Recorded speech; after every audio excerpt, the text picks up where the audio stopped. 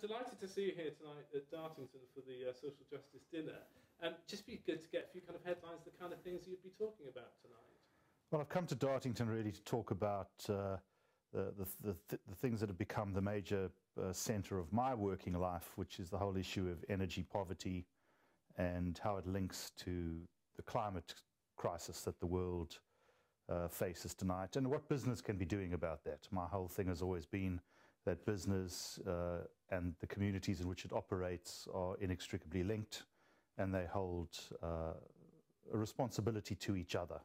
And so I come from the business side saying it's my responsibility to do something about some of the major issues that confront the world, and energy poverty is the one that I've decided to spend my time on.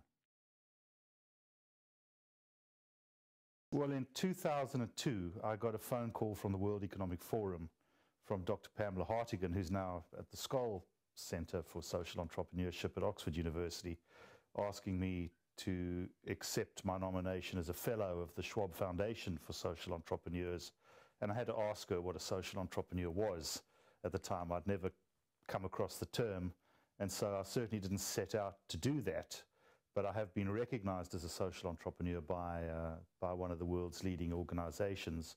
And if a social entrepreneur is somebody that's committed to using their talents, be they entrepreneurial or otherwise, to address a social issue from a unique perspective, then I would guess that I do fall into that category, yes.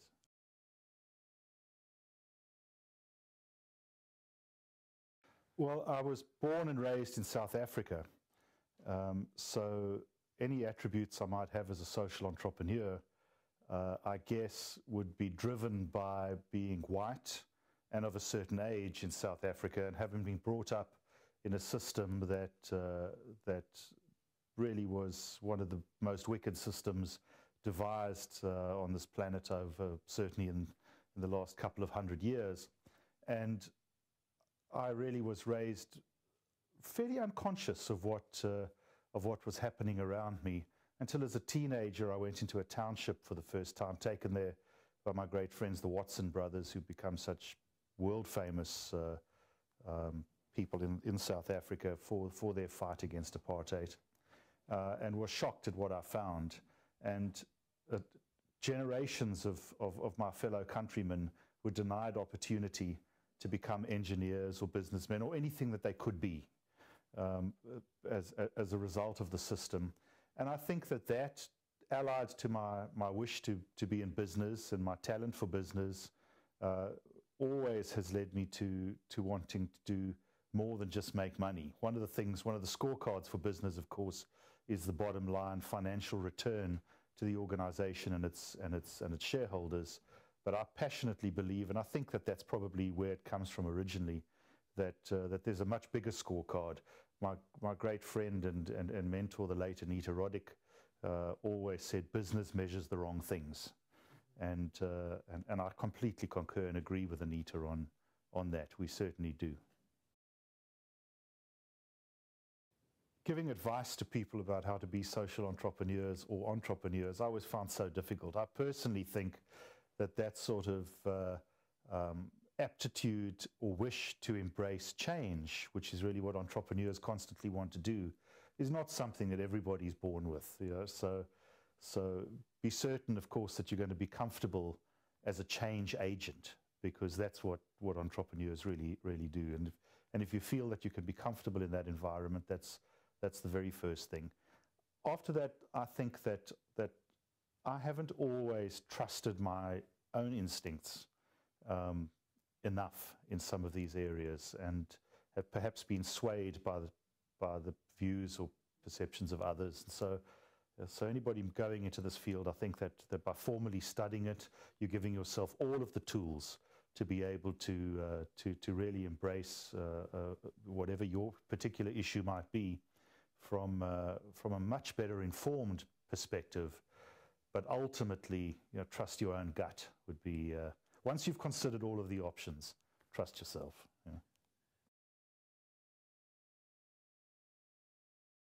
I passionately believe that social entrepreneurship and business belong together. Business is legally a person, and a person without conscience is a psychopath. It's quite a one-dimensional view of the world, but I often use that as an example to demonstrate that business does need to have a conscience itself and to have a personality and a sense of values. And so people that come to business with a value set that includes a very highly formed perception of what needs to be done socially in the wider community can only enhance business models as we've known today. It is not nearly enough to only measure business by the financial returns that it makes. That is, it's a one-dimensional, incorrect view, in my opinion. We have to measure so much more, and we should start by and I'm chairman still of public companies, and start by saying these are the social impacts that we have addressed and made over the period that we're reporting by, and end with, and this resulted in this kind of financial return to the people that have trusted us with their investment. They do have to, however, get a financial return, because without capital, nothing is sustainable.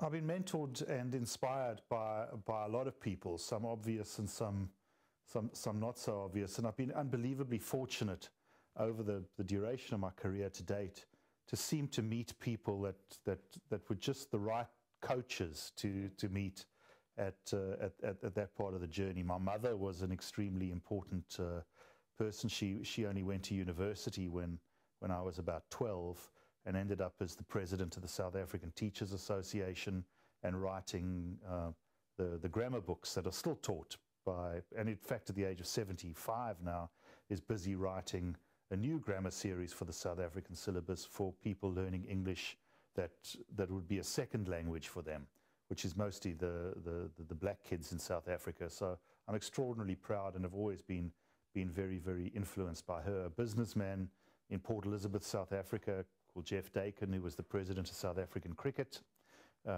was another one, and he really opened my eyes to the fact, he was generous with his time and his advice, to the fact that there was a world outside of Port Elizabeth, and in fact outside of South Africa, that was available to me if I went out to get it. Gordon Roddick, Anita's husband and chairman of Body Shop. People forget about Gordon because, you know, Anita was always the person out front and center of the Body Shop, which was appropriate, but it didn't go to 54 countries around the world and be the biggest British brand as an international company, bigger than any other British company in terms of its reach, because somebody didn't work out how to do all that, and Gordon did that. He's also the inspiration and the finance behind The Big Issue, behind Blue Water, behind 20 other social enterprises in this country and abroad.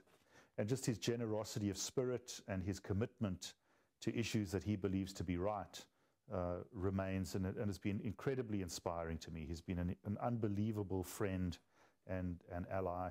And then a more classical one, sort of Vincent May, is a chap who came from the same part of South Africa I did and ended up running a huge investment bank in the United States, and is still unbelievably socially committed and does an enormous amount in South Africa especially, but in many other parts of the world through his humanitarian giving. And beyond that, of course, if you've ever been in the presence, as I've been privileged to do on many occasions, of Nelson Mandela, it's impossible to come away from the experience without feeling just a little bit better about yourself and humanity.